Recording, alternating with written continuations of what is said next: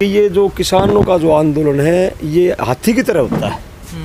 हाथी जैसे खड़ा होने में मुश्किल थोड़ा सा समय भी लगता है और ऐसा लगता है देखने वाले को कि इससे पता नहीं इतना भारी वेट का ये खड़ा भी हो पाएगा या नहीं। लेकिन जब वो हाथी खड़ा हो जाता है तो उसे रोकना भी किसी के बस की बात नहीं। तो किसान आंदोलन एक हाथी की तरह है और किसान की पावर असीम है, भगवान हनुमान जी की तरह। तो किसान खड़ा हुआ है अभी नहीं? किसान इस देश का 70% 80% जो किसान और किसान से जुड़े कामों से जो जुड़ा हुआ है वो हर आदमी आज खड़ा हुआ है। सरकार आज इस अपने जो एक ये कह रही है तो मुट्ठी भर लोग हैं, इस घमंड में चूर है कि इन्होंने पहले अपने जो इनके फैसले थे सरकार के, उन फैसलों से इनको लग रहा है कि मैंने देश के किसानों की, देश के आम वर्ग की है ना कमर तोड़ दी, तो इसलिए हमारे खिलाफ कोई आएगा तो है नहीं। लेकिन कुछ लोग हैं जो क्रांति के बीज को मरने नहीं देते। लेकिन तमाम लोग कह रहे हैं कि ये जो पंचायत हो रही है मुजफ्फरनगर में, ये यूपी चुनाव को देखकर हो रही है, डराने की कोशिश की जा रही है योगी सरकार। इसमें कोई शक नहीं है, ये सरकार चुनाव की भाषा समझती है। इस सरकार से जब ये कहा शुरू में कि काले कानून रद्द करो, तो इन्होंने कह दिया कि हम तो राजस्थान में पंचायत के चुनाव जीत गए। बाद में जब 9 महीने तक बाद जो आई है बीच में गुजरात के स्थानीय निकाय के चुनाव आए, तो इन्होंने कहा हम तो गुजरात के स्थानीय निकाय के चुनाव जीत गए। तो इसका मतलब वो ये जोड़ कर दिखा रहे हैं जनता को कि भाई देश का किसान तो हमारे साथ, हम बार बार चुनाव जीत रहे हैं। तो अभी भी कह रहे हैं। हमारे संयुक्त किसान मोर्चा के जो हमारे नेता है, जिनकी दूरदृष्टि सोच है, उन्होंने बंगाल में ये फैसला ले लिया था कि चलो भाई ये सरकार ना इंसानियत की भाषा समझती है, ना ये लोकतंत्र की भाषा समझती है, और अब तो ये कानून की भाषा भी नहीं समझती। देश का एक SDM IAS अफसर होता है और वो किस तरह वीडियो बनवाकर वायरल करवा रहा है, तो क्या संदेश था? ये सरकार ना नैतिकता की भाषा समझती है, ना लोकतंत्र की। तो हरियाणा में किसानों के सर कोई पहली बार थोड़ा ही फूटे हैं, इस आंदोलन के बीच कई बार लाठीचार्ज हुआ। देखो, लाठियाँ चलना, पब्लिक को रोकना, ये सब अलोकतांत्रिक है, लेकिन इस तरह से SDM का निकम्मापन ये स्पष्ट करता था ये सरकार ना कानून को मानने वाली है, ना लोकतंत्र को मानने वाली है, ना इंसानियत को की भाषा समझती है। नहीं, हरियाणा में परिस्थिति क्यों बिगड़ जाती है? हरियाणा देखो सबसे ताकतवर कौम आंदोलन करती है हमेशा। जिसके पेट में रोटी नहीं है, तन पे कपड़ा नहीं है, वो आंदोलन कैसे करेगा? तो यूपी के भूखे हैं क्या किसान? यूपी की बात नहीं कर रहा मैं। आप तो यही कह रहे हैं। मैं देश के अन्य किसानों की कह रहा हूँ जिनको MSP नहीं मिलता, उसको उस दुख का पता ही नहीं कि जब आप एक शर्ट पहने हुए तन पे और एक बाबा जैसे बगैर शर्ट का है, और मैं अपना एक तुगल की फरमान जारी करूं कि अपने सब शर्ट उतारो, तो गुस्सा आपको आएगा क्योंकि आप शर्ट पहन रखे हो। बाबा के पास शर्ट है नहीं, तो बाबा को क्यों गुस्सा आएगा? तो पंजाब है, हरियाणा है, वो MSP ले रहे थे सरकार की बाह मरोड़ कर। जो इनके संगठन थे, वो किसी की भी सरकार रही हो चाहे, उनकी बाह मरोड़ कर अपने किसानों का उनका हक दिलवाते थे। जब इनके ये जो 3 काले कानून आए तो किसानों ने ये पता लगा और उन संगठनों ने समझा दिया कि भैया आगे से ना MSP होगी, ना तुम्हारी ज़मीन बचेगी, तुम्हारी आने वाली पीढ़ियाँ कंपनियों के खेतों में सिर्फ दिहाड़ी पर नहीं, दिहाड़ी करना कोई बुरी बात नहीं होती, सिर्फ रोटियों के लिए मजदूर बनेगी। तो सरकार वही तो कह रही है कि ये जो बिचौली है ना, इनकी बिचौलीगिरी खत्म हो जाएगी इन कानून से, जो उनसे आप कह रहे हैं ना बाहों मरोड़ के ले लेते थे MSP। अब तो वो भी बिचौलिया क्या, अब तो सरकार ने ज़्यादा बिचौली छोड़ दिए। पहले तो जैसे मंडियों में था, सरकारी के एजेंट थे, सरकार ने लाइसेंस दिए हुए हैं, किसी एक आड़ती ने किसान का शोषण नहीं किया। आज तक का रिकॉर्ड है, आज तक का रिकॉर्ड है। APMC की जो मंडियाँ, किसी आड़ती ने शोषण ही नहीं किया। किसान की फसल चौड़े में बिकती है, सरकार का कोई कानून है नहीं MSP का, किसने शोषण किया? सरकार ने किया या उन बिचौलियों ने किया? बिचौलियों के हवाले तो आज किया जा रहा है, हमें प्राइवेट बाजार के हवाले किया जा रहा है किसानों को। नहीं तो हरियाणा में उग्र क्यों हो जाता आंदोलन? सरकार में भी तो कर रहे हैं, पंजाब में भी कर रहे हैं लोग। ये तिकड़मी सरकार है, जहाँ आंदोलन होता है उस आंदोलन को ये दबाने का प्रयास कर रही है। उन्होंने पता शुरुआत यहीं से, पंजाब इस पूरे आंदोलन का केंद्र बिंदु है, इसमें तो कोई शक नहीं है, क्योंकि शुरुआत वहाँ से हुई है। उसके साथ हरियाणा खड़ा हो गया।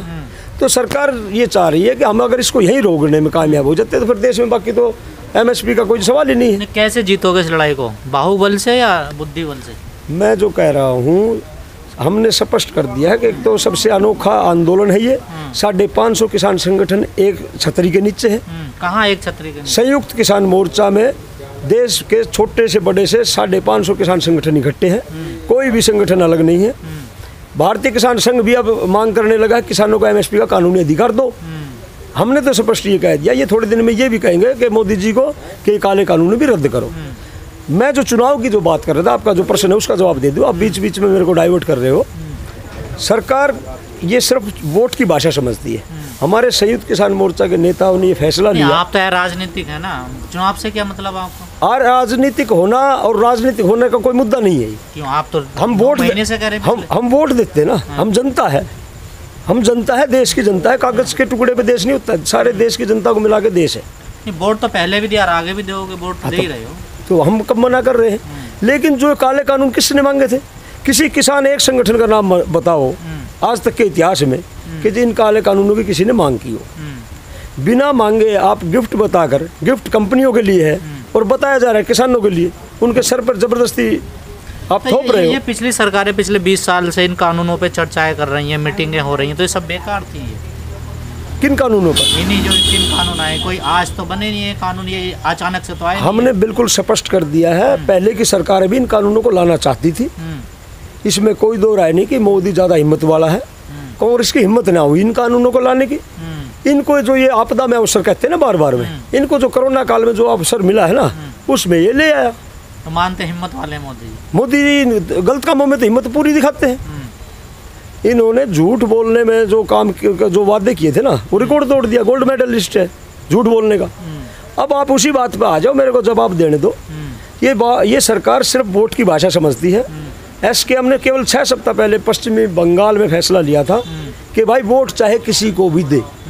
राजनीतिक और अराजनीतिक का जवाब भी दे रहा हूँ मैं साथ साथ। हमने किसी को ये नहीं कहा कि फलानी पार्टी को वोट दो, फलाने कैंडिडेट को वोट दो। हमने कहा जो ये 3 काले कानून किसान के सर पे जबरदस्ती से जड़ रही है, उनको सजा दो।